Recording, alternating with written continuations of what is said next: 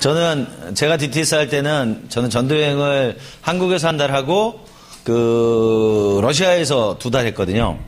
그래서 처음에 모스크바 갔다가 레닌그라드, 생피터스부르크 있죠. 거기 갔다가 알마타 갔다 이렇게 돌아서 오는.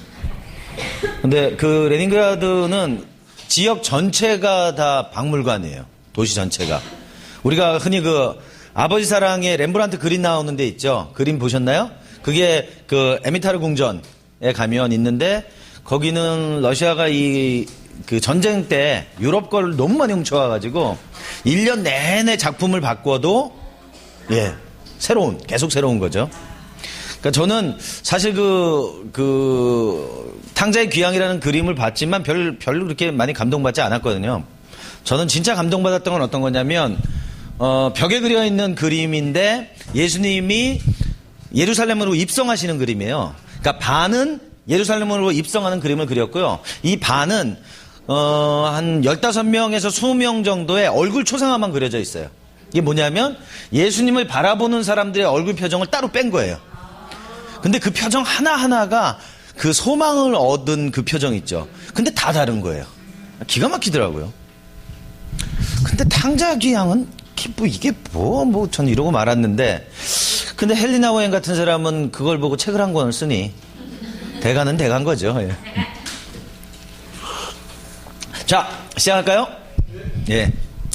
하나님 아버지, 오후 시간을 주님께 의탁합니다. 하나님, 저희가 식사 후에 피곤할 수 있는 시간입니다. 하나님, 저희에게 저희의 마음을 새롭게 해주시고 저희의 눈과 귀를 또 새롭게 해주시옵소서. 하나님, 들어야 될 것을 듣게 해주시고 또 저희 삶에 들은 것들을 잘 적용할 수 있도록 도와주시옵소서. 예수님의 이름으로 기도합니다. 아멘. 자, 강의 들으시다가 피곤하시고 졸리시면 주무시면 됩니다. 코만 안 고시면 돼요. 예, 그것 빼고는 여러분 원하는 대로 다 하셔도 괜찮습니다. 물론 간사님들이 점수는 매기실 수 있습니다. 예, 조는 사람, 졸 사람 이런 거 해가지고 할 수도 있지만, 자, 가정이라고 하는 것은 소속감과 안정감을 주는 곳이라고 했잖아요. 그런데 소속감과 안정감이 없을 때 어떻게 되느냐? 어떤 곳에 있든지 소속감을 못 얻었었기 때문에 소속되기를 원한단 말이에요. 근데 이제 이게 문제는 뭐냐면 옳고 그름을 알 수가 없어요. 어떤 곳이든지 소속되는 것에 소속감을 느끼는 거죠. 그래서 건강하지 않은 가정, 불우한 가정에서 자랐던 사람들을 보면 이 조직이라든지 또는 일진이라든지 이런 데 쉽게 동아리가 되죠. 어우러지는 이유들이 내 안에 채워지지 않았던 것들을 채우고 싶은 욕구가 있는 거예요. 그런데 옳고 그름이 더 이상 그 안에 작용하지 못하는 거죠. 그래서 그런 분들일수록 이단이나 사교 집단 이런 데 이제 잘 소속되게 되어지는데, 결국 뭐야? 내면에 전화 찬스 쓰시는 분 있어요. 저는 질문을 안 했는데. 자, 그래가지고 할 얘기도 잊어버렸어요. 정서적으로 공허하단 말이에요. 그죠? 마땅히 받아야 되는 사랑을 부모님에게 못 받았으니까 그것에 대해서 갈망하고 공허한 마음이 있단 말이죠.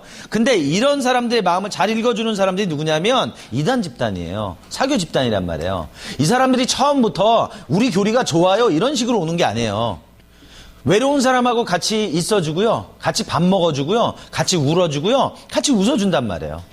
그래서 이단이나 사교에 빠져요. 근데 나중에 알았어요. 여기가 건강하지 않은 줄. 근데 왜 못 빠져나와요? 교리 때문에 못 빠지는 게 아니고요, 자기를 사랑해줬던 사람들, 관계 때문에 그래요. 그래서 전도라고 할 때 우리가 관계전도라는 말 하죠. 누굽니까? 유명한 사람이 되게 많은데, 유명한 사람이 되게 많아요. 되게 많은데 라브리 공동체 처음 시작했던 사람은 누굴까요, 목사님? 생각났어요. 질문 제가 하고 제가 생각하고 어차피 대답 안 하니까. 프란시스 셰퍼라고 하는 분이에요. 자, 이 셰퍼라고 하는 분이 무슨 얘기했냐면, 여러분 복음을 전하십시오. 혹시 필요하다면 그때 말로 전하십시오. 그러니까 복음이라는 건 말로 하는 게 아니라는 거죠. 삶으로 하는 거예요. 관계로 하는 거예요. 근데 얘네가 그걸 너무 잘해요. 이단이나 사교나 이런 사람들이. 왜? 결국 사람들 안에 있는 공허함을 채운단 말이에요.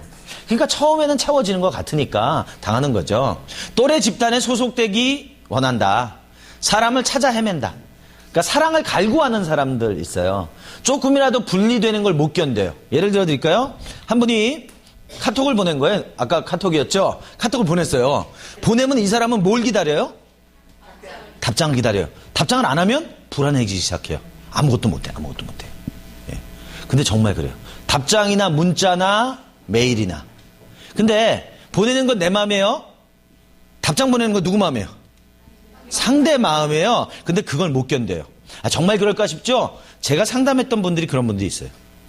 실제로 견디질 못해. 근데 그 견디지 못하는 정도가요, 그냥 간단하지 않고요, 죽고 싶을 정도. 네, 진짜로. 이 실제 케이스 얘기하는 거예요. 저는 가짜 케이스는 없어요.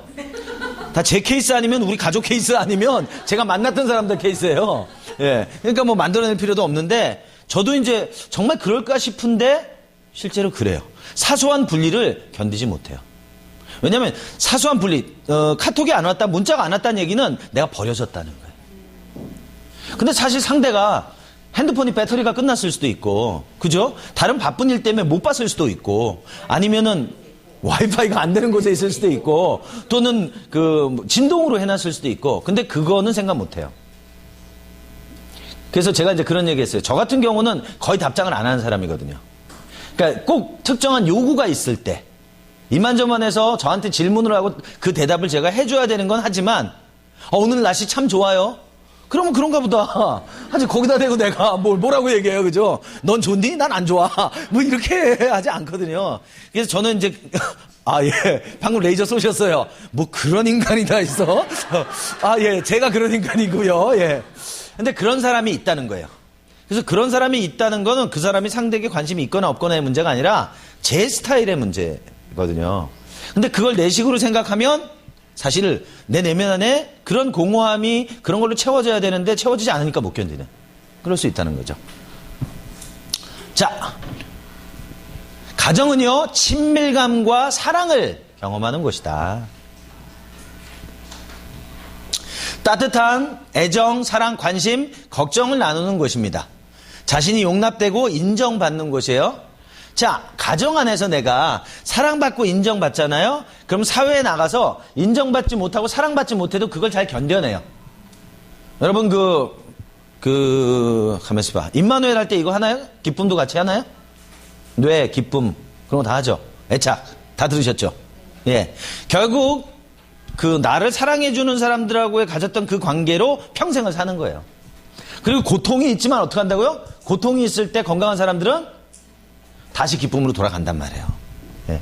그게 우리 안에 서킷이, 회로가 만들어지는 거예요. 뇌 안에. 그렇기 때문에 건강하게 살 수 있는데, 뇌 안에 그런 그 고통으로부터 회복하는 구조가 없으니까 친밀함이나 사랑을 경험하지 못하게 되면 그걸 딴 곳에서 찾아 헤매야 되는 거죠. 빕스 하셨죠? 하셨어요? 참 질문하면 안 된다 그랬죠? 예, 질문 안 하겠습니다. 예. 자꾸 제가 잊어요. 그래서 가정이라고 하는 것은 내가 용납되고 인정되는 것입니다. 또 정서적으로 성숙해가는 곳, 가정인 거예요. 그래서 가정 안에서 내 감정이 충분히 표현되어지고 받아들여지는 걸 경험해야 된단 말이에요. 근데 가정 안에서 내가 경험하지 못해요. 건강하지 않은 가정은 세 가지 특징이 있어요. 말하지 마라, 느끼지 마라, 믿지 마라. 역기능적인 가정의 특징이에요. 그러니까 이 가정에서 친밀함과 사랑을 못 느끼게 될 때 우리가 갖게 되는 정보는, 믿을 놈 아무도 없어. 내가 지금 뭔가를 말하는 건 잘못된 거야. 왜 아빠는 맨날 술만 마셔? 그런 얘기하면 안 돼요. 그죠? 그리고 왜 아빠는 날 때리지? 난 너무 고통스러운데? 그거 느끼면 안 돼요. 그런 것들이 아닌 정서적으로 내 안에 있는 사랑과 그리고 친밀감과 그리고 정서적인 안정감과 이런 것들이 부모님하고의 관계, 형제자매의 관계 가운데서 경험되어져야 하는 것이 가정입니다. 성공적인 삶을 위한 기본 기술과 태도를 발전시키고 배우는 것이다. 제가 어른이 되고 나서 제일 어려운 게 뭐였냐면 문제 해결 능력이 없는 거예요. 제가 자란 가정에서 저희 아버지는 문제가 생기면 저에게 보여주신 건 도망가는 거였어요. 사업이 망했어요? 도망가는 거였어요. 문제가 생겼어요? 도망가 숨는 거였어요. 그러니까 저는 그렇게 살면 안 된다는 걸 머리는 배웠을지 모르지만 제 삶에 내재화된 건 문제가 생겼어? 도망가는 거야. 라는 걸 배운 거예요. 그리고 제가 이제 어른이 되고 예수님을 믿고 신앙생활을 해나가고 제 결혼해서 가정생활을 해나가는데 문제가 딱 생기면 저는 도망가고 싶은 거예요. 그냥 도망가요? 빛보다 더 빠른 속도로 도망가고 싶은 거예요. 근데 제 아내는 희한해요. 제 아내는 문제가 생기면 그 문제를 뚫고 지나가는 사람이에요. 도망가는 일이 없어요.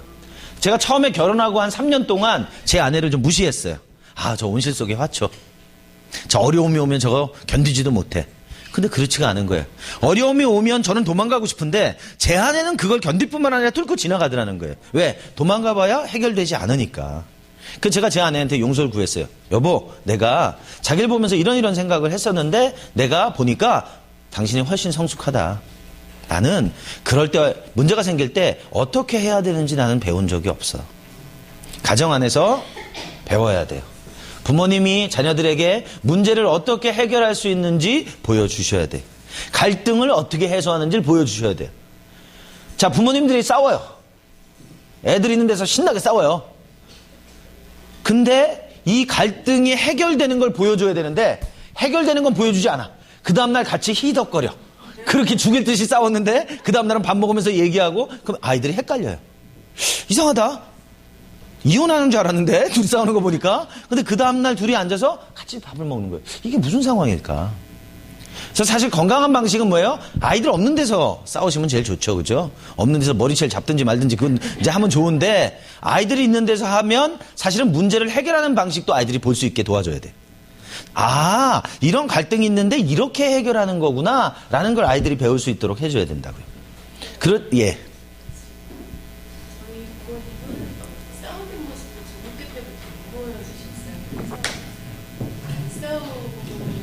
네.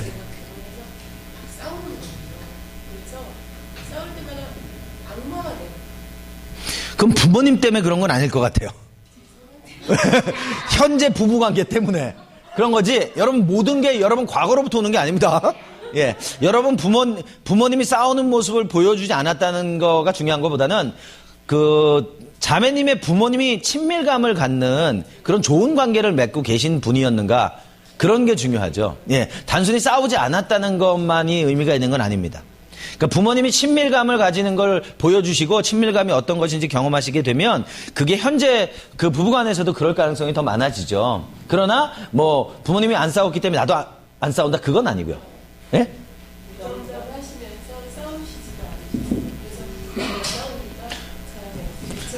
그럼 보통 이제 수동적인 부모님이 상당히 수동적이셨을 가능성이 많은 거거든요. 예. 수동적인 분들이 결혼을 하고 나면 두 가지를 선택해요. 나도 수동적이 되든지 그렇지 않으려고 공격적이 되든지. 예. 그리고 그거는 이제 배우자와의 관계 안에 서로 자극이 될 만한 부분이 있어서 또 그럴 수 있거든요. 예, 부부 갈등의 이유는 되게 다양해요. 그러니까 여러분이 지금 대부분 결혼하신 분들이죠. 예, 세상에는 두 종류밖에 없어요. 결혼한 분들, 결혼할 분들. 예, 그래서 대부분 뭐 때문에 결혼하냐면 상대에게 끌리는데 끌리는 이유가 나에게 없는 것 때문에 끌려요. 데이트하면서 음식점에 간 거예요. 음식점에 가가지고 스테이크를 시킨 거예요. 둘이 스테이크 시켜가지고 딱 먹는데 얼만큼 구워드릴까요? 미디움 웰던 그랬어요. 양쪽 다 미디움 웰던 그랬어요. 근데 여자친구께 딱 왔는데 스테이크가 피가 뚝뚝 떨어져요. 미디움 레어야. 웰던이 아니라. 자, 근데 이제 대부분 자매들이 그냥 먹든지 아니면 안 먹어요. 근데 이 형제가 이걸 보고 웨이터 불렀어요. 이게 미디움 웰던이냐고. 이거 피 뚝뚝 떨어지는 거 안 보이냐고. 이거 어떻게 먹냐고. 다시 해오라고. 여자가. 우와, 너무 멋있는 거예요. 너무 멋있는 거예요. 근데 결혼하고 나서 시간이 지나면 남편의 그 모습 때문에 싸워요. 운전을 하는데 누가 내 앞에 끼어드는 꼴을 못 봐. 쫓아가가지고 창문 내려가지고 하는 거예요. 싱글 때는 멋있었는데 지금은 그게 멋있는 게 아니라 그것 때문에 고통스럽게 돼요. 그래서 뭐 케이스가 다 다릅니다만은 그런 다양한 이유가 있어요. 부부 갈등의 이유는. 그래서 부부 갈등의 이유 중에 하나는 원가족의 이유가 있지만 그거 말고 또 현재 가정에 서로 의사소통의 문제들도 가지고 있어요. 그래서 꼭 부모님의 그 모습 때문에 현재가 그렇다 아니다 그렇게 말하기는 어려워요.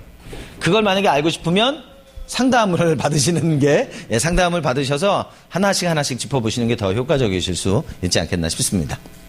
자, 특별하고 독특한 존재임을 배워야 된다. 제가 오늘 오다 보니까요, 그 잡 월드라고 하는 그 건물 아세요?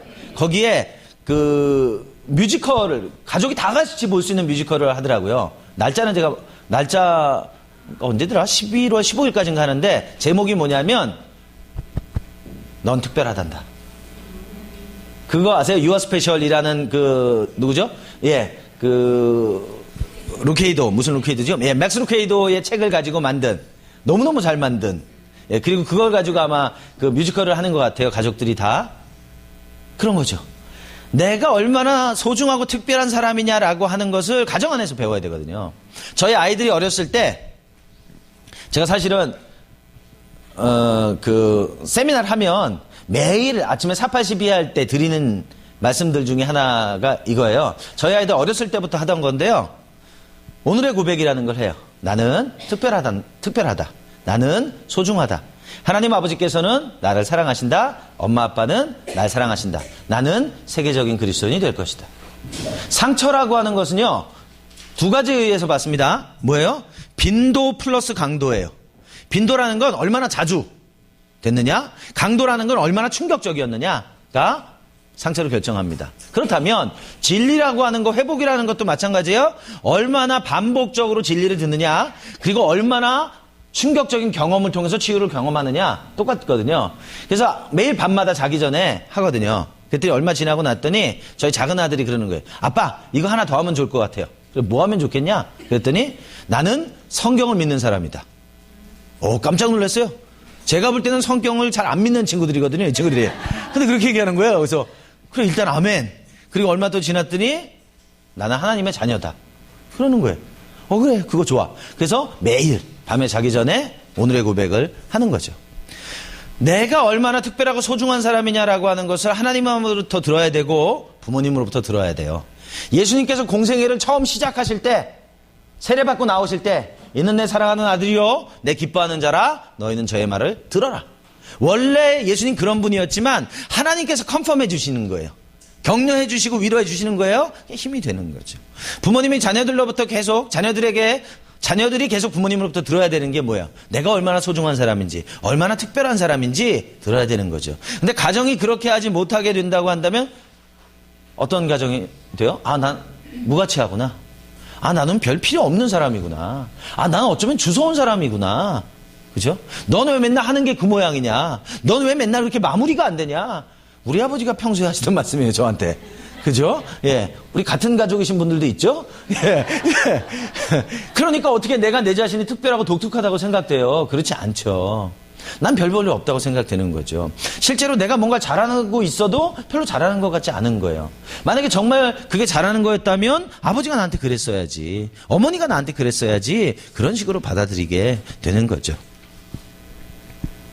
자, 자유롭고 창조적인 존재로 인식되어져야 된다. 가정 안에서 하나님은 창조주라 그러잖아요. 그렇다면 하나님이 창조하신 우리는 어떤 사람들이냐면 피조물이지만 창조적인 삶을 살아가도록 우리를 부르신 겁니다. 그죠? 우리는 퍼펙트한 사람이 될 필요는 없어요. 완벽주의자, 완전주의자가 될 필요는 없습니다. 근데 성경은 우리에게 말씀하시기를 엑설런트한 삶을 살으라고 말하세요. 탁월한 삶을 살으라고 말씀하세요. 그래서 하나님께서는 우리 안에 창조적인 능력을 주신단 말이죠. 제가 전에 섬기던 교회에서 이런 제자훈련 학교를 했어요. 저희는 예레미야 영성훈련학교라는 이름으로 했어요. 근데 이분이 초등학교 졸업하신 분이에요. 근데 이분이 이제 운전을 하시는 분이에요. 운전을 하시는데 버스 운전을 하세요. 버스 운전을 하시는데 이분이 제 강의 때에 창조적인 삶을 살도록 부르심 받았다. 그런 말씀을 들었어요. 그래서 이분이 기도하면서 어떤 걸 하기 시작했냐면, 이분이 아마 65번 운전하셨나 그랬는데 저한테 찾아왔어요. 내가 기도하는데 하나님 그런 마음을 주셔서 이제 내 버스에 타는 사람이 자리를 양보하면 그 사람한테 꽃 한 송이와 펜 한 자루를 선물로 주려고 한다. 괜찮은데요? 그랬더니 그분이 가서 볼펜을 맞췄어요. 그리고 이분이 딱 운전하고 있다가 누가 자리를 딱 양보해 주잖아요. 그럼 차가 안 가요? 버스가 안 가요? 그분이 일어서서 꽃 주고 볼펜 주고 다 박수 쳐주고 그렇게 한 거예요. 근데 그게 결국 그렇게 하던 게 방송에 나왔어요. 방영이 됐어요, 그 사람이. 예. 그래서 저도 놀랐어요. 와, 사실 누구나 할 수 있는 거지만 아무나 하기는 어려운 거 아니에요, 그죠? 그런 거예요. 그런 게 이제 쭉 일어나서 이분이 결국은 어떻게 했냐면 나중에는 그 버스를 그만두셨어요.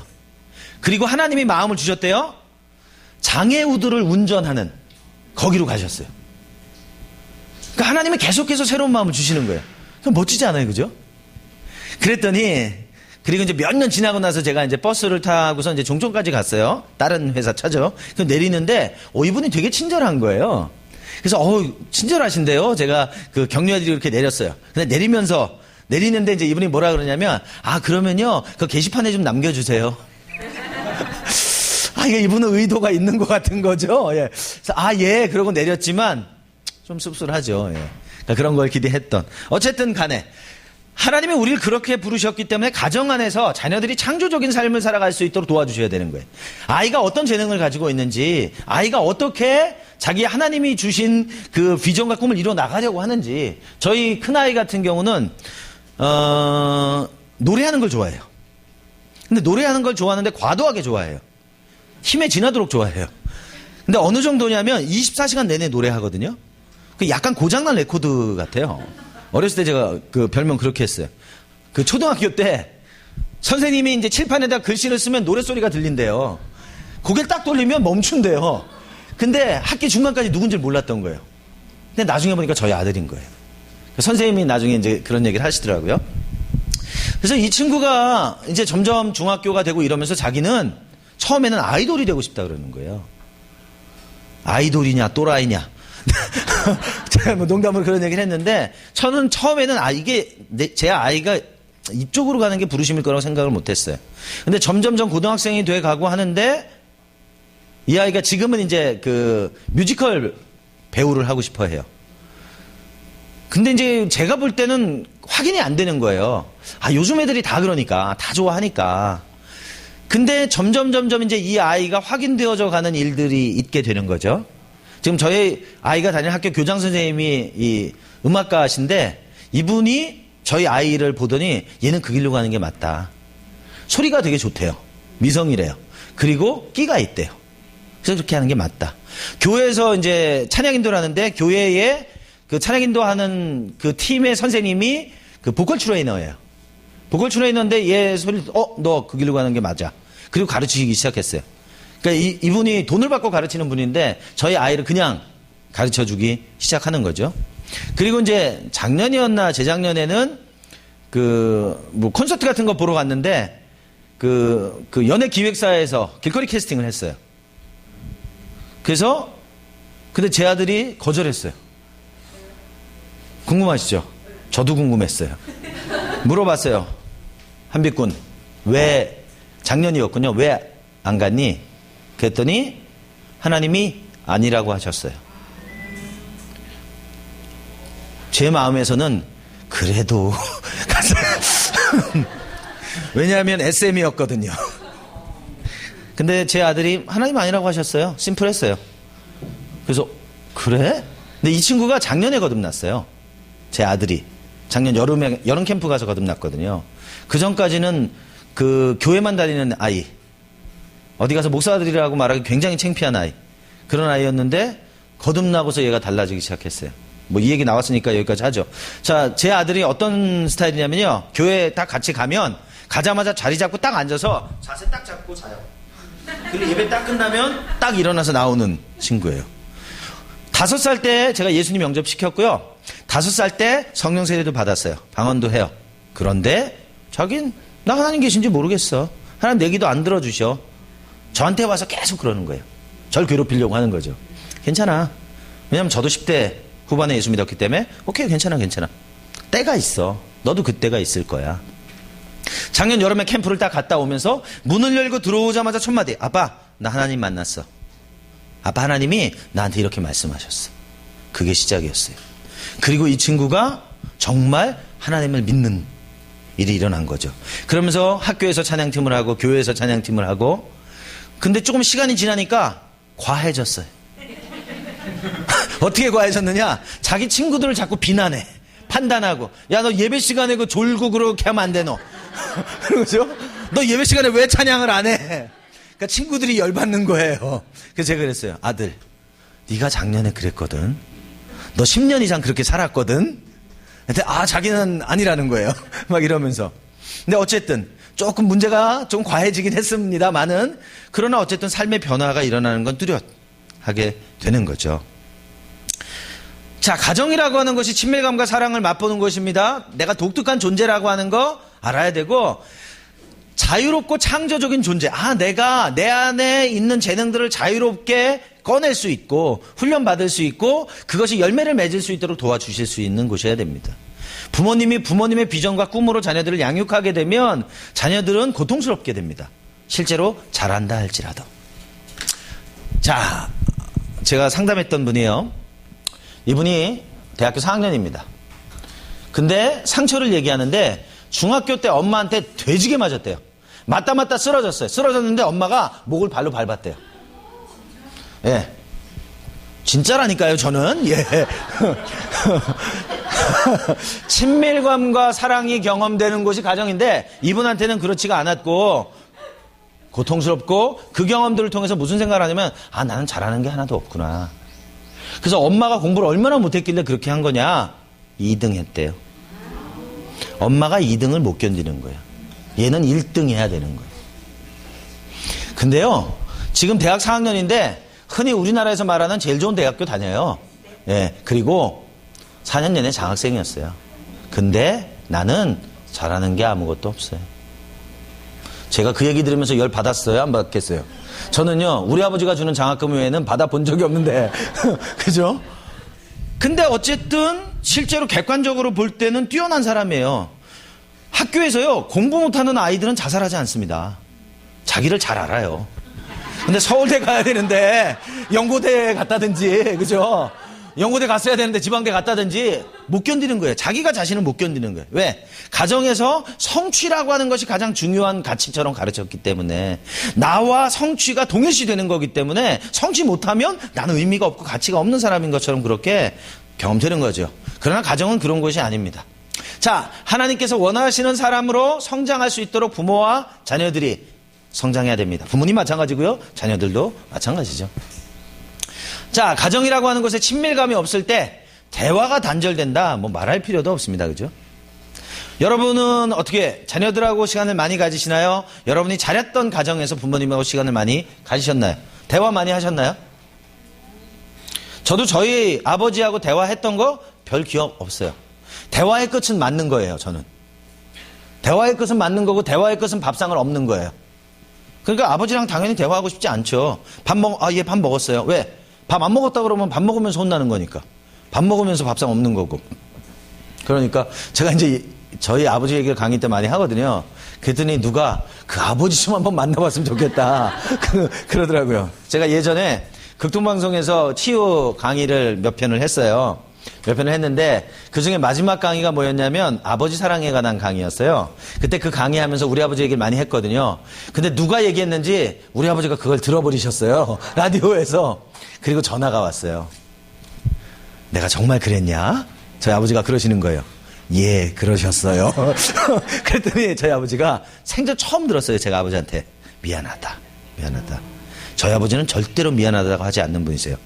비난의 아이콘. 인생의 모든 고통은 죄 때문에, 누구 때문에 하는 분이었거든요. 근데 그러시는 거예요. 자, 어쨌든 간에 대화가 없습니다. 친밀함이 없는 가정에서는 각자 자기 걸 하는 거죠. 부부 간에, 자녀 간에.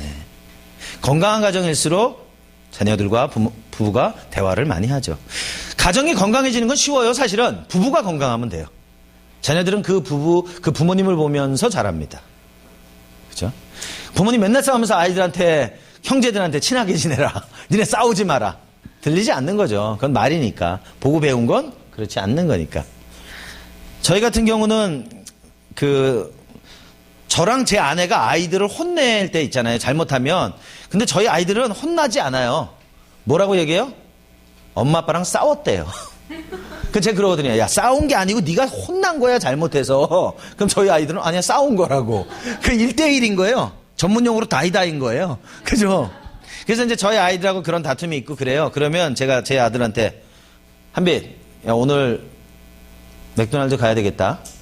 어디 있냐면 저희 집에서 45분을 걸어가면 이태원 끝에 맥도날드가 있어요. 그래서 보통 저랑 아내랑 산책하면 거기 갔다가 길 건너 돌아오면 1시간 반 코스거든요. 그래서 제 아들하고 갈등이 생기면 저희는 가자, 맥도날드. 그러면 이제 제 아들하고 풀려고 가는 거예요. 그럼 가면 40분 동안 이런 얘기 저런 얘기 사는 얘기 없는 얘기 다 해요. 그리고 나서 그 끝에 가서는 맥도날드 먹고 그리고 돌아오는 거예요. 저랑 대화해서 풀리는 게 아니에요. 맥도날드 때문에 풀리는 거예요. 제가 볼 때는. 어쨌든 그러나 그런 시간들을 갖고 돌아옵니다. 그래서 제 아이들하고 갈등이 굉장히 심하고 정말 싸웠어요. 근데 맥도날드 갈래? 그럼 신호예요. 아, 이 인간이 나랑 대화를 하자는 얘기구나. 그렇게 받아들이는 거죠. 그리고 대화에 응하면 그건 이미 풀어지기 시작하는 거죠. 네. 그래서 왜냐하면 그렇게 해서 내가 너랑 지금 갈등이 있지만 너랑 나랑 친밀감이 끊어지고 싶지는 않은 거예요. 그렇죠? 자, 다른 사람, 친구, 이성을 찾아 친밀감을 구하게 된다. 가정에서 엄마, 아빠와 형제, 자매로부터 얻지 못하게 된다면 다른 곳을 찾게 됩니다. 아이들이 왜 컴퓨터에 집중하는가? 아이들이 왜 친구들에 집중하는가? 아이들이 왜 자꾸 집 밖으로 도는가? 이유가 있어요. 부모님들이 상담하러 오셔서 그런단 말이에요. 우리 애 좀 바꿔달라고. 그럼 저는 애 보내고 부모님하고 얘기하죠. 제가 볼 땐 부모님이 문제인 것 같다고. 많은 경우가 그래요. 자, 잘못된 관계로 빠지는 경우가 많다. 예, 이 친밀감이라고 하는 부분은 굉장히 중요한 부분입니다. 인생을 살아가면서 여러분이 살아왔던 가정에서 친밀감을 경험하지 못하면 현재 가정에서 경험하기는 어렵습니다, 사실은. 제가 자랐던 가정에서 친밀감 전혀 경험하지 못했습니다. 결혼하고 나서 친밀감 어떻게 경험해요? 배워본 적이 없는데. 근데 제가 제 아내랑 친밀감을 경험하게 되어졌던 건 하나님이셨어요. 하나님께서 저를 만져주시고 하나님이 어떤 분이신지 제가 경험하게 되면서 그것이 제 아내하고의 관계 가운데서 풀어지기 시작했고 또 제 아내의 건강한 것이 제게 영향을 미쳐서 제 아내랑 친밀한 관계를 갖게 되어질 수 있었죠. 제가 말씀드렸듯이 제 아내랑 결혼한 지 20년 됐는데 처음 결혼한 그날보다 오늘 제가 제 아내를 더 사랑하는 것 같아요. 제가 제 아내를 더 보고 싶어 하고. 그러니까 저는 집에 가는 걸 너무 좋아하거든요. 어디에 있든지. 집 그러면, 내 아버지 집에는 하나님이 계시지만 우리 집에는 아내가 있어요. 같이 이야기하고 먹으러 가고 놀고 너무 좋아요. 제 생각은 그렇다는 거예요. 예, 제 아내도 그렇다는 건 아니에요. 예, 그거는 뭐 확인하셔야 될 만한 부분이에요. 예. 지금은 제 아내가 일주일에 나흘을 오후에 일을 해요. 근데 그전에는 저랑 같이 사무실에서 24시간 365일 같이 있었거든요. 근데 저는 너무 좋아요. 같이 있는 게 아무런 문제가 되지 않아요. 자, 이것도 저만. 예. 자, 일 중독이나 완벽주의나 허무주의, 종속 의존을 보일 수 있다. 친밀감이 없으니까 어떻게 해요? 친밀감을 추구하게 되겠죠. 그러니까 건강하지 않은, 그러니까 욕구는 맞는 욕구예요. 근데 그 욕구를 채우는 방식이 잘못된 것이 되는 거죠. 그리고 어떻게 해요? 사람들로부터 인정과 사랑을 받기 위해서 노력하게 됩니다. 그리고 자신을 드러낼 만한 일이나 위치나 힘을 행사하게 돼요. 왜 그래요? 그래야 내가 사랑받는다고 느껴지겠죠. 그래야 인정받는다고 느껴지겠고. 왜 사실은 여러분 그 리차드 포스터 책 중에 그런 책 기억하시나요? 돈, 섹스, 권력이라는 책. 사실 왜 사람들이 돈과 섹스와 권력을 추구하는가? 저걸 얻기 위해서 그런 거예요. 친밀감을 얻고 싶은 거예요. 그래서 대체할 만한 걸 찾는 거예요. 여러분 지난 강의식으로 하면은 빕스를 찾는 거예요. 내 안에 있는 기쁨을 대신할 만한 걸 찾는 거예요. 친밀함을 대신할 만한 거를 찾는 거죠. 자, 가정은 어떤 곳이냐? 가정이라고 하는 것은 자신의 가치를 심어주는 겁니다. 내가 얼마나 중요한 사람인지, 내가 누구인지를 알게 해주는 것, 가정이다. 가정이라고 하는 것은 뭐예요? 내 가치가 행위에 의해서 또 다른 사람들이 나에 대한 의견에 의해서 만들어지지 않는다는 걸 알게 해주는 겁니다. 자, 대부분의 경우에 이 가치라고 하는 게 어떻게 만들어지냐? 나의 가치. 나의 가치는 어떻게 만들어지나요? 여러분 가치는 어떻게 만들어지시나요?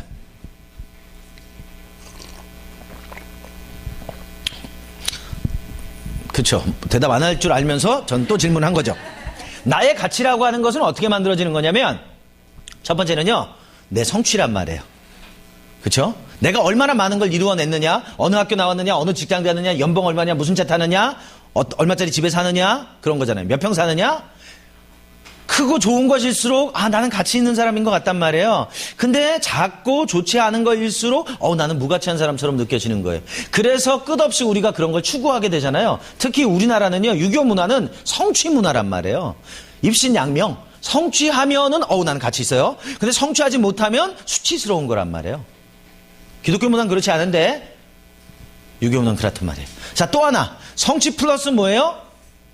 다른 사람들의 나에 대한 의견. Others opinion of me. 다른 사람들이 나를 어떻게 생각하느냐. 그것이 나의 가치를 결정한단 말이에요. 그렇죠? 그래서 끝없이 성취와 끝없이 사람들의 인정을 추구하면서 살아간다는 거죠. 근데 건강한 가정에서는요. 성취를 통해서도 그 사람들의 인정을 통해서도 내가 가치 있는 사람이라는 걸 알게 하는 게 아니라 너라고 하는 존재 자체만으로 너는 가치 있고 의미 있는 거다. 왜? 하나님께서 너를 이 땅에 보내주셨고 예수 그리스도, 하나님의 아들 예수 그리스도가 너를 위해서 죽으셨으니까 우리는 가격을 측정할 수 없을 만큼 가치가 있고 예수님만큼 비싼 사람들이다라고 하는 거죠. 나의 성취와 인정과 관계있지 않고. 자, 신뢰 분위기의 가정은 자신을 분리된 독창적인 개인으로 성장하게 한다. 이게 뭐냐면요. 개별화. 나를 나대게 하는 것이 무엇인지 탐구하는 과정이 이루어진다. 말이 어려운데 쉽게 말하면 이거예요. 사람은요. 누구나 다 독립성이 있고요. 연합성이 있어요. 쉽게 말하면 혼자 살고 싶은 마음이 있어요. 함께 살고 싶은 마음이 있어요. 이 두 사이에서 우리는 균형을 유지하면서 인생을 살아가는 거예요. 그래서 따로 또 가치라고 하는 말을 하는 거예요. 그죠? 나가 나 되는 거, 너가 너 되는 거, 그리고 우리가 되는 영역이 있단 말이에요. 그래서 건강한 가정에서 자라게 되면요. 내가 나 되게 해줘요. 근데 건강하지 않을수록 어떻게 해요? 나는 없고 우리만 있다든지, 나는 없고 너만 있다든지, 아니면 나만 있다든지, 그런 가정이 됩니다. 그래서 그런 가정은 건강하지 않은 가정이 되겠죠. 그래서 그런 가정에서 자라게 되면 굉장히 이기적이 되든지, 아니면 굉장히 인정 중심적이 되든지, 그러면 이게 정서체계도 공유하게 되는데, 엄마가 슬프면 먼 곳에 사는 딸도 슬퍼요. 같이 공유해버려요. 그렇죠? 엄마 문제인데 어느 날 그게 내 문제가 돼버려요. 우리가 보통 원숭이라는 표현을 쓰는데 엄마가 자기 문제를 엄마 어깨 위에 얹어놨단 말이에요. 근데 어느 날 엄마 어깨에 있는 원숭이를 갖다가 내 어깨 위에 딱 얹어놓고 내가 막 힘들어해요. 그게 의존적인 삶을 살기 때문에 그런 거거든요. 개별화 또는 이걸 다른 말로 말하면 자아분화라 그래요. 자아분화가 안 되는 삶을 사는 거예요. 그러나 건강한 가정은 나를 나되게 하고 너를 너되게 하고 우리가 우리 되게 하는 그런 삶을 살 수 있도록 도와주는 겁니다. 굉장히 중요해요. 굉장히 중요해요. 특히 우리나라는요. 문화가 어떤 문화예요? 유교 문화인데 유교 문화의 특징 중에 하나는 위 문화예요. 위. 우리 문화란 말이에요. 우리. 그래서 심지어는 아내도 우리 아내잖아요. 우리 아내. 근데 누구랑 공유하는 건지 모르겠는데 명언은 간단해요. our wife라는 말은 없어요. my wife죠, my wife. 그죠? your wife고. 근데 우리 위라고 하는 문화가 모든 걸 공유하는 문화예요. 근데 이 문화의 특징은 또 뭐야? 음식도 찌개를 끓이면 한 숟가락에서 다 먹잖아요. 근데 이게 건강에 굉장히 안 좋답니다.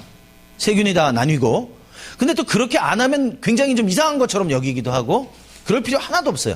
건강을 위해서, 당연히 따로따로 해서 할 필요가 있는 거죠. 근데 이 위라고 하는 문화가 그런 음식에도 영향을 미치고 정서에도 영향을 다 미쳐버린단 말이죠. 그래서 미쳐버리니까 미치는 거 아니겠어요? 자, 그 다음에 가정은 뭐 해요? 성취하게 합니다.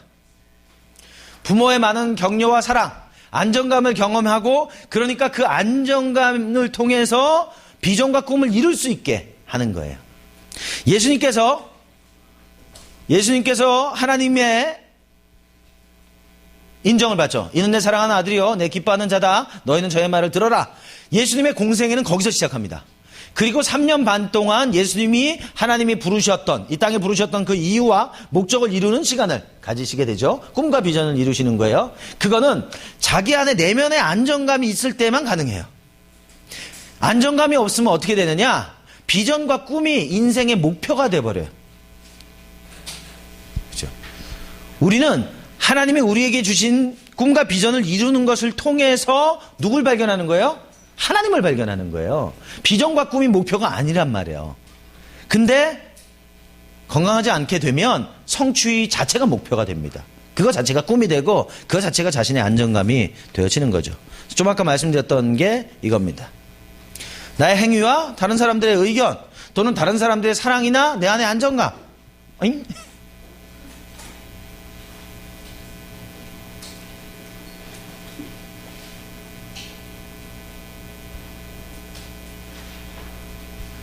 자, 안 눌렀거든요. 예. 변하지 않는 나의 가치와 정체성이라고 하는 건 어떻게 만들어지느냐? 하나님의 말씀. 하나님의 말씀을 통해서 내 안에 갖는 안정감이 나의 가치를 만들어야 됩니다. 그래서 내가 내 자신이 되지 못할 때는 말씀으로 돌아가야 돼요. 말씀에서 나를 누구라고 하느냐? 내 주변의 환경이나 성취와 인정에 집착하는 것이 아닌 거죠. 죄송합니다.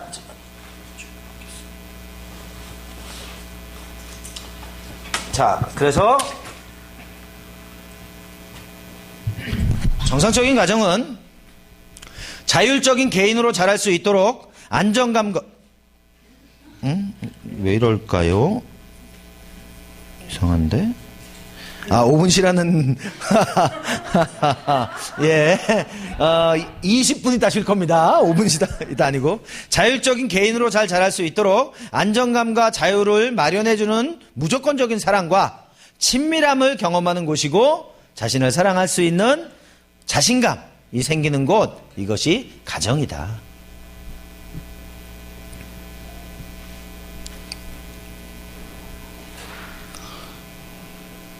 쓰는 분들이 있어서 제가 조금 기다릴 것 같죠? 예, 그렇지 않고. 예. 자, 가정을 통해서 얻게 되는 인생의 4가지 개념이 있어요. 가정을 통해서 우리는 어떤 걸 배우게 되느냐? 자, 첫 번째, 자아 개념. 자기 자신에 대한 개념을 가정에서 배웁니다. 가정은 자아의 거울이다. 그렇죠? 여러분, 아버지 사랑 때 들으셨죠? 여러분들은 안경을 하나씩 쓰고 태어난단 말이에요. 엄마, 아빠라는 안경을 쓰고 태어나요. 그러므로 이 엄마, 아빠가 어떤 분이냐에 따라서 세상을 바라보는 색깔이 달라져요. 파란색으로 보이기도 하고요. 빨간색으로 보이기도 하고, 보라색으로 보일 수도 있습니다. 그래서 가정에서 부모님을 통해서 자기 자신을 인식하게 된단 말이에요. 그렇죠? 루마니아였었나요? 루마니아에서 그때 이제 공산화 중이었을 때예요. 아이들을 다 타과서에 다 맡깁니다. 타과서에 다 맡기고 이 아이들을 보모라 그러나요? 뭐라 그래야 되나? 돌봐주는 사람들이 절대로 안아주지 않습니다. 그리고 심지어는 쇠사슬에 묶어놔요. 그랬다가 진짜냐고요? 예. 그랬어요. 그랬는데 이제 이 아이들이 이제 공산화가 끝나고 이 아이들을 입양을 보내게 됩니다. 전 세계로 이제 입양을 보내게 되고 미국으로 제일 많이 입양을 왔어요. 근데 이제 심리학자들이 걱정한 게 뭐냐면 이 아이들이 아마 정상적으로 자라기는 어려울 거다. 근데 실제로 12살이 되기 전에 많은 아이들이 죽었어요. 그리고 자랐던 아이들도 실제 건강하게 살지 못하고 있는 것을 보게 됩니다. 왜? 거울이 없었잖아요. 엄마 아빠라고 하는 건강한 거울이 있어서 자기를 발견했어야 되는데 그걸 발견할 만한 기회가 없었던 거죠. 그래서 아이들 보면서 넌 왜 맨날 그 모양이냐? 내 모양이에요. 아이 모양이 아니라 내 모양 때문에 그런 거예요. 자, 가정은 내가 누구인지 어떤 사람인지 알려준다. 그렇겠죠. 건강한 가정, 친밀감이 있고 안정감이 있고 중요감을 주는 가정에서 자라면 내가 잘 못해도 내가 가치 있는 사람이구나, 소중한 사람이구나, 난 이런 사람이야 라고 하는 인식을 갖는단 말이에요. 근데 이게 용광로 같아서 머리로 배우는 게 아니라 경험으로 알게 되는 거죠. 자, 부모가 주는 용납과 사랑, 애정, 돌봄으로 어떤 존재인지를 인식하고 건강한 자아상을 형성한다. 부모님들이 자녀들을 양육할 때 용납해주고 사랑해주고 인정해주고 돌봐주는 거예요. 저희 아이들을 제가 이제 혼낸단 말이죠. 제 아이들 혼내는데 저와 제 아이들이 궁극적으로 단절되는 일은 없어요. 왜냐하면 저랑 제 아이들 안에 형성되어져 있는 친밀감이 있어요. 친밀감이 있어서 너희가 지금 혼나는 건 이 잘못에 대한 혼나는 거지 너의 존재 자체에 관한 게 아니야. 그렇죠? 만약에 아이가 뭐 도둑질을 했다. 그러면 이런 나쁜 놈, 이 도둑놈, 제 살벌이 여든 가는데 자, 아이와 아이의 행동은 구분해야 돼요. 아이의 본질과 아이의 행동은 분리해야 된단 말이에요. 그래서 아이들이 잘못해서 혼날 때는 행동에 대해서 혼나야지 본질과 존재에 대해서 혼내면 안 돼요. 근데 우리가 이제 아이들을 양육할 때 보면 그렇게 못한단 말이죠. 그럼 아이들이 혼란스럽게 되는 거예요. 내 행동과 나의 본질에 대해서. 자, 부모가 무엇을 가르치고 있는가 보다 자녀가 무엇을 배우는가가 더욱 중요하다. 이거 이해되세요? 부모님이 자녀들에게 내가 그렇게 하라고 했잖아. 내가 그렇게 가르쳤잖아. 뭐 이런 얘기 참 많이 해요. 그죠? 근데 아이는 그걸 배우지 않았고 소리 지르는 아빠를 보는 거예요. 이런 케이스가 있었어요. 부부 상담을 하는데 남편분한테 제가 물어봤어요. 형제님은 자매님하고 의사소통을 잘 하시나요? 예. 저는 결정하기 전에 언제나 아내의 의사를 물어보고 결정합니다. 그래서 아내한테 물어봤어요. 그럼 남편분이 언제나 그렇게 하시나요? 아니요. 한 번도 그런 적이 없어요. 그랬더니 이제 남편이 발끈한 거죠.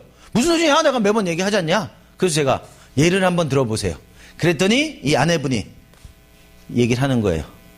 얘기는 뭐냐면 남편에게 동생이 있어요. 근데 동생이 어려워요. 그래서 남편이 500만 원을 동생을 좀 주면 좋겠다라고 아내한테 얘기했대요. 그때 아내가 뭐라고 얘기했냐면 우리도 형편이 좋지 않으니까 300만 원 정도만 하자. 그랬더니 남편이 대답하기를 알았어 500만 원 할게 라고 대답했다는 거예요. 자, 뭐가 좀 이상하죠. 남편은 아내 500만 원을 동생에게 줄 걸 이미 결정한 거예요. 그리고 아내에게 동의를 구했다고 생각하는 거예요. 그러니까 아내가 한 말은 들리지 않는 거예요. 그러니까 아내는 분명히 얘기했어요. 도와준다면 동생 300만 원 주자. 그러니까 300만 원 주자는 안 들렸어요. 주자만 들린 거예요. 주자만 들렸고 그래 알았어 500만 원 줄게. 지금 뭐가 안 돼요 둘이? 의사소통이 전혀 안 되고 있는 거예요. 의사소통이라고 하는 것은 언제나 상대에 의해서 결정되는 겁니다. 나에 의해서 결정되는 게 아니에요. 많이 오해하세요. 내가 말했잖아. 내가 그렇게 한다고 했잖아. 이런 얘기 참 많이 하거든요. 특히 남편분들 많이 하세요. 근데 아내는 들은 적이 없어요. 그 얘기는 의사소통이 되지 않은 거예요. 어떻게 해야 돼요? 확인해야 돼요. 내가 이렇게 말했는데 들었냐? 또는 들은 사람이 당신이 이렇게 말한 것 같은데 맞냐? 이걸 정의해서 뭐라 그래요? 적극적 경청이다. 그렇게 얘기해요. 부부 문제에서 가장 큰 문제가 뭐냐? 의사소통이에요. 그러면 건강한 부부, 행복한 부부의 가장 큰 특징이 뭐냐? 의사소통이에요. 그래서 자아 개념을 갖는다는 건 결국 또 의사소통에 관한 부분에 관한 부분일 수도 있습니다. 부부가 서로 의사소통을 못하면 부모님이 자녀들과 의사소통도 못할 가능성이 많아요. 중요한 건데 학교에서는 안 가르쳐줬거든요. 그러니까 내 방식으로 하게 되는 거죠. 자, 나를 이해하고 자신을 스스로 어떻게 평가하는지 방식이 결정된다. 그렇겠죠? 가정 안에서 내가 뭘 잘못하면 맨날 혼났는지 아니면 격려받고 위로받고 다시 실수는 실패가 아니야. 그런 말을 들었는지. 그렇죠? 또 실패는 실패자가 아니야. 또는 실패해도 괜찮아. 그런 말을 듣게 되니까 내가 잘못할 수 있구나. 실수할 수 있어. 그러나 여기서 포기하고 넘어질 필요는 없구나. 내가 다시 할 수 있겠구나. 라고 하는 생각들을 갖게 하는 겁니다. 그래서 가정에서는 자아 개념을 배웁니다. 이해되시죠? 네. 그냥 가만히 있기 뭐 해갖고 자꾸 쓰시는 거죠? 예. 그건 아니에요. 예. 말씀드렸듯이 이거 나중에 드릴 거예요. 예, 드릴 거니까 너무 걱정하지 마세요. 나중에 마음에 안 들어요. 예? 나중에 마음에 안 들어요. 아, 나중에. 그러면 제가 이따 쉬는 시간에라도 민 목사님한테 바로 메일로 날릴게요. 예, 알겠습니다. 아, 반나절 겪어봤지만 넌 못 믿어. 이유는 간단해요. 아마 여러분들 전에 경험들이 보통 강사들이 그러거든요. 나중에 줄게요. 그리고 다 잊어버리거든요. 그죠? 예, 근데 뭐 의도적인 건 아니고 정말 그냥 잊어버려요. 예, 그래서 알았어요. 쉬는 시간에 제가 메일로 보내드릴 수 있도록. 자, 자기 개념하고 타인 개념을 또 가정에서 배웁니다. 다른 사람을 어떻게 이해해야 될 것이냐, 다른 사람을 바라보고 생각하는 방식에 대해서 배우게 됩니다. 사람에 대한 이해, 관심. 우리나라 같은 경우는요, 지방색이 많아요. 아직도 그런 것 같아요. 지방색이 많아요. 그러다 보니까 부모님이 사기를 당했어요. 사기를 당했는데 전라도 사람한테 사기를 당했어요. 그럼 어떻게 돼요? 자식들 교육할 때 전라도는 안 돼. 그죠? 그래서 이제 딸내미가 사위죠. 예, 사위를 데리고 왔어요. 근데 다 좋아. 근데 전라도야? 안 돼. 안 돼. 그죠? 모든 전라도 사람이 다 잘못하는 것처럼 그렇게 인식합니다. 제가 군대 갔더니 저는 뭐예요? 서울 뺀질이. 예. 격하게 동의하시네요. 예. 그래서 서울 뺀질이니까 더 괴롭혀요. 더 괴롭혀요. 너 제대로 안 하는 애니까. 강원도? 감자. 그죠? 경상도? 문둥이. 그죠? 그러니까 지역들마다 그런 게 있어요. 결국은 우리나라 사람은 제대로 된 사람 하나도 없어요. 지역적으로 다 문제가 있는 거예요. 근데 가정 안에서 다른 사람을 바라보는 방식에 대해서 그런 식으로 주입을 한단 말이에요. 그죠? 여기 나오지만 남자는 다 늑대다, 도둑놈이다. 근데 나는 도둑놈과 살아 그러면 그 이상한 거잖아요. 혼란스러운 거잖아요. 그죠? 짐승 중에 가장 무서운 짐승은 두 발 달린 사람이다. 왜 그렇게 생각할까요? 하나님의 형상이 과연 그런 걸까요? 그죠? 여자는 요물이다. 조금은 맞는 것 같긴 한데. 자, 키 크면 싱겁다. 뭐 작은 고추가 맵다. 믿을 놈 하나도 없다. 그거 아시죠? 믿을 놈 하나도 없다. 아버지하고 아들하고 목욕탕을 간 거예요. 목욕탕에 들어가서 아버지가 시원하다 그러고 앉은 거예요. 그 아들한테 들어오라 그런 거예요. 아빠 안 뜨거워? 시원해. 그 들어간 거예요. 엄청 뜨거운 거예요. 그 나오면서 세상에 믿을 놈 하나도 없네. 뭐 그러겠다는 옛날에 전설, 예, 그런 게 있었어요. 근데 이게 이제 사실 시대상을 반영하는 거거든요. 이런 농담들은. 실제로 이 시대가 이제 그런 식의 부모와 자녀 또는 뭐 나와 남, 이제 그러다 보니까 그런 생각을 갖고 있는데 신앙생활하는 사람들도 그런 생각을 갖고 있고, 제 안타까운 건 신앙이라고 하는 것은 우리의 삶의 모든 영역을 다 바꿀 수 있어야 돼요.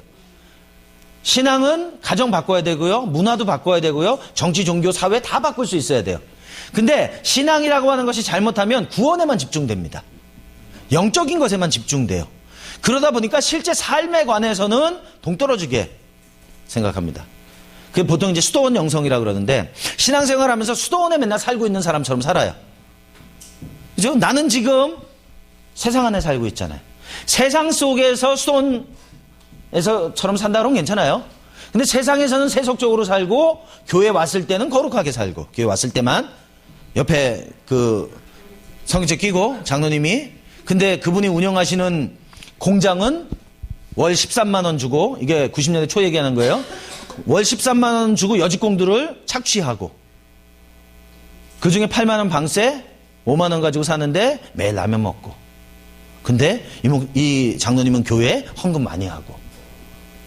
신앙은 좋은 분일 수 있어요. 그러나 이 신앙이라고 하는 것이 삶에 적용이 안 되는 거죠. 마찬가지입니다.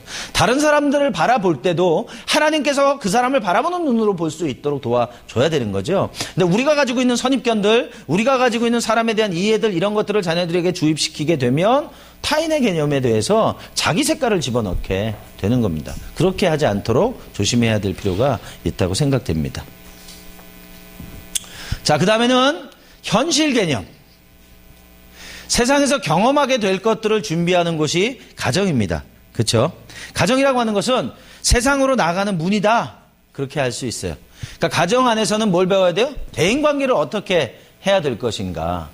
가끔 이제 방송에 그런 얘기 나오잖아요. 부모님이 자녀들 공부 잘하는 애 사귀어라. 집안 좋은 애 사귀어라. 이런 거 많이 한단 말이에요. 그러니까 어떻게 해요? 아이들도 당연하게 그렇게 인식하는 거죠. 중요한 거 돈, 중요한 거 성공하는 거. 몇 년 전에 우리나라에서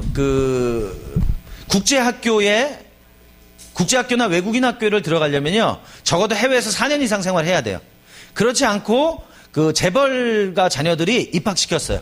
근데 들통이 났어요. 자, 삼성가 아이가 들통이 나서 결국 쫓겨났고 문제가 됐어요. 근데 그때 제가 이제 들은 얘기가 뭐냐면, 그때 그 아이가 어디로 갔냐면 상해로 갔어요. 상해에서 국제학교를 가게 됐어요. 자, 상해에 있는 부모님들은 이 안테나를 모두 다 세웠어요. 왜? 이게 뭘 결정하는 거냐면요, 그 아이가 만약에 내가 다니는 아이의 학교에 들어가게 되면 이 아이들이 같이 공부하고 자라서 한국으로 돌아가도 그대로 그 인맥을 갖게 되는 거예요. 실제로 지금 재벌 2세들과 재벌 2세들이 일하는 애들이 다 그런 애들이에요. 그렇게 해외에서 같이 유학을 하고 들어와서 같이 그 관계를 형성해가는 그런 거죠. 그러니까 어떻게 해요? 어떻게 해서든지 그런 상황을 자꾸 만들어야 되는 그런 걸 수 있어요. 정서적이지 않습니다. 자, 의사소통하는 방식 당연히 배워야 하죠. 갈등을 어떻게 해소할 것인가. 그게 되게 중요한 것 같아요. 갈등 해소. 저도 갈등 해소하는 걸 너무 늦게, 어른 다 되고 나서, 저는 갈등이 생기면 싸우든지 도망가든지 그거밖에 배우질 못했거든요. 그래서 제가 대학 다닐 때는 신학대학교를 다녔는데도 불구하고 제가 약간 싸움닭 같았어요. 제가 고등학교 때 별명은 독사였어요. 벌써 일단 눈이 딱 찢어지고 그죠? 누가 말 한마디 하면 그걸 곱게 못 보는 거예요. 그럼 무슨 뜻이야? 선배가 됐든 뭐가 됐든 일단 치고받고 보는 거예요. 그 학교 다니면서 교수님하고도 맨날 싸우고, 교수님이 굉장히 아는 것도 많고 삶에 연륜이 있잖아요. 근데 제 아내는 저 사람 잘 몰라. 그러니까 드립다 싸우는 거예요. 그럼 교수님이 볼 때는 저거 제정신이 아닌데 저거? 그렇게 보이겠죠.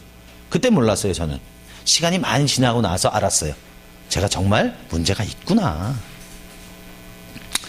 갈등 해소하는 걸 가정 가운데서 잘 가르칠 수 있어야 됩니다. 요새는 재밌는 얘기 많이 듣는데, 군대 가가지고 아이가 훈련을 받잖아요. 화생방 훈련을 받아요. 근데 아이가 화생방 훈련이 괴로우니까 엄마한테 얘기했어요. 엄마가 부대에 전화한대요. 우리 아들 화생방 훈련 시키지 말라고. 이야, 그게요, 학교에만 연락하고 그러는 게 아니라 직장도 그렇게 한대요. 대단하죠. 아이들이요, 어렸을 때 갈등 해소하는 걸 배워야 어른이 되고 나서 세상에서 또 결혼해서 부부간에 어떻게 문제를 해결해야 될지를 알게 됩니다. 아이들이 문제를 일으켰을 때 그 문제를 부모님이 해결해 주잖아요. 자라고 나서도 그렇게 합니다. 그럼 독립하지 못해요. 그렇죠? 그런 거 드라마 같은 데 나오잖아요. 청춘 남녀가 둘이 만나서 영화 보러 갔단 말이에요. 근데 남자애가 엄마한테 전화하잖아요. 엄마, 영화 뭐 봐야 돼? 근데 이게 그냥 있을 법한 게 아니라 실제로 그렇게 하더라는 거예요. 독립되지 못하도록 한 거죠. 감정, 분노나 두려움이나 슬픔이나 이런 것들을 다루는 법을 배울 수 있어야 돼요. 그렇죠? 내가 슬플 때 어떻게 해야 되는지. 아이가 기르는 강아지가 죽었어요. 기르는 강아지가 죽으니까 어떻게 해요? 슬프잖아요. 그러니까 아이가 막 울어요. 그러니까 아빠가 그러는 거야. 야야야, 울지 마. 다음 주에 하나 사다 줄게. 어떻게 해요? 슬픔은 다른 거하고 대체하면 되는 거야. 이런 식으로 가르치는 거예요. 그때는 또 뭐라고 그래요? 울고 있으니까 야야야, 울지 마. 네 방 가서 울어. 네 방 가서. 슬픔은 혼자 해결해야 되는 거야. 야, 울지 마. 시간 지나면 다 해결돼. 시간 지나면 해결돼요? 해결되지 않습니다. 타이어에다가 송곳으로 구멍을 뚫었어요. 그랬더니 타이어에 바람이 빠지는 거예요. 가만 놔두면 언젠가 들어가요? 들어가지 않아요. 감정을 어떻게, 내 안에 있는 고통을 어떻게 다뤄야 되는가를 가정에서 배워야 돼요. 아이가 슬픔을 슬퍼할 줄 알고 기쁨을 기뻐할 줄 아는, 그죠? 슬프면 차라리 같이 울어주고 같이 시간을 보내주고, 말씀에 그러죠. 우는 사람과 같이 울고 웃는 사람과 같이 웃어라. 너무 맞는 말씀 있죠. 자, 재정사용법, 돈을 어떻게 사용해야 되느냐 배워야 된다.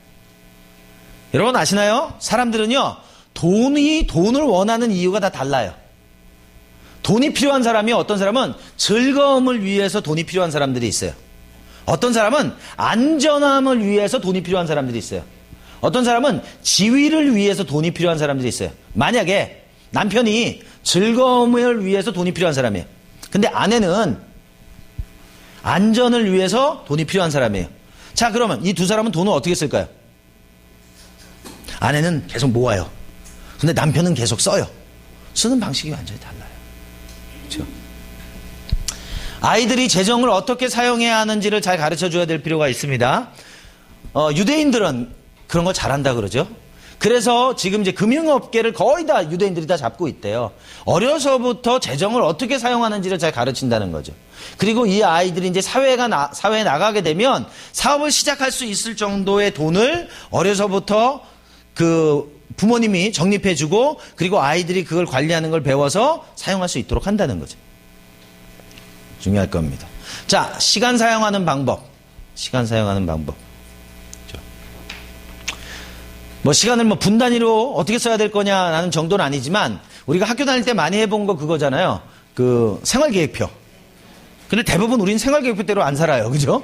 그냥 내는데 그렇게 하지 말고 실제로 내가 할 수 있는 정도의 생활계획표를 짜고 그걸 실제로 해볼 수 있도록 하는 거 충분히 도움이 될 수 있는 부분이죠. 자, 계획을 짜고 진행하는 거. 예. 성경에 보면 네가 망대를 지으려면 얼마가 들지, 사람 얼마나 필요할지 그거 다 해봐야 되는 거야. 여러분, 하나님께 맡긴다는 건 내가 아무것도 안 한다는 거 아니에요. 그렇죠? 그분이 나를 통해서 일하실 수 있도록 하는 거예요. 제가 90년대 중반 이후에 하나님 앞에 많이 기도했던 게 뭐냐면 하나님 절 좀 써주세요. 그렇게 기도를 많이 했어요. 근데 어느 날 하나님 저한테 그러시는 거예요. 그래? 너 그럼 뭘 써줄까? 그러시는 거예요. 없는 거예요. 아무것도. 제가 기도는 했어요. 하나님 써달라고 기도는 했는데 막상 하나님께서 그래 그럼 내가 널 뭘 써줄까 했는데 제 가운데 아무것도 없는 거예요. 그래서 알았어요. 아, 준비를 해야 되는 거구나. 그래야 하나님이 쓰실 수가 있는 거구나. 그렇죠? 아이들이 자기가 해야 될 것을 자기가 할 수 있도록, 그렇죠? 준비하고 계획하고 그것을 이룰 수 있는 것들을 가르쳐 줄 수 있어야 된다. 자기의 책임과 의무를 다하고 결과를 얻는 법. 저희 아이들은요, 사실 딴 거는 많이 안 시켜요. 근데 꼭 시키는 게 하나 있어요. 그게 뭐냐면 그 쓰레기 치우는 거. 주말에 쓰레기 치우는 건 저희 아이들 담당이에요. 그래서 집에 재활용이나 이런 거 다 아이들이 치워야 되거든요. 근데 간단해요. 그거 안 치우면 용돈을 안 줘요. 그러니까 아이들이 처음에는 저항하죠. 그런 게 어딨냐. 심지어 나는 엄마 아빠 아들인데 난 왜 해야 되냐. 뭐 이런 거 하죠. 야, 난 네 아빠인데 난 왜 해야 되냐 나는. 뭐 이런 얘기 해요. 그래서 몇 주를 저항해요. 그러다가 안 해요. 안 줘요 그러면. 왜? 자기가 하는 행동에 대한 책임이니까. 근데 지금은 잘해요. 안 시켜도 돼요. 알아서 해요. 왜? 결과가 뭐니까? 용돈 못 받는 거니까. 자기가 행동한 것에 대한 책임을 질 수 있도록 가르쳐야 됩니다. 올바른 경계선을 가지고 살아가는 걸 가르쳐야 돼요. 이게 내 거냐 네 거냐, 이것이 내 감정이냐 네 감정이냐 아이들이 잘 알 수 있도록 도와줘야 됩니다. 저는 어렸을 때 요 얘기만 하고 쉴게요. 저는 어렸을 때 제 주머니에 돈이 얼마 있는지 언제나 알았어요. 왜? 돈이 있었던 적이 별로 없기 때문에. 근데 저희 아이들은 자기네가 돈이 얼마가 있는지 잘 몰라요. 돈이 많은 것도 아닌데 저희 큰아이나 작은아이 방에 가보면 돈이 이렇게 널려 있어요. 근데 이상하게도 저는 제 마음 가운데 순간적으로 내 거 같기도 하고 그거 이상하더라고요. 제가 준 거지 이상하게 이게 그러고 싶은 마음이 막 드는 것 같기도 하고. 근데 제가 놀란 건 저희 큰아이도 작은아이도 절대로 돈에 손대지 않는다는 거예요. 저는 어렸을 때 제 동생 걸 많이 손댔거든요. 근데 저희 아이들은 명확한 게 있어요. 이게 내 건지 내 것이 아닌지, 엄마 건지 아빠 건지 명확해요. 그건 참 다행스러운 일이라고 생각해요. 그죠? 근데 요새 사고 치는 분, 돈 많이 그 방송에 나오는 분들, 이게 내 돈인지 남의 돈인지 구분을 못해. 최고 대학을 나오고 그렇다고 하는데 가정에서 문제라고 생각됩니다. 자, 3시 33분이고요. 좀 쉬었다가 시작하겠습니다. 그럼 53분에 시작하면 돼요? 예, 그렇게 시작하시면 되겠습니다.